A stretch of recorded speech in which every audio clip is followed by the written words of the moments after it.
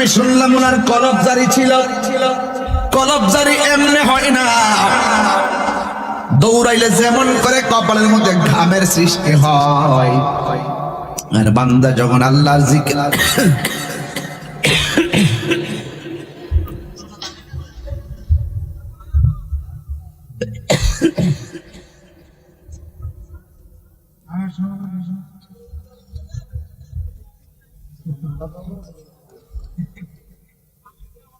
দেখছেন নি বাবা,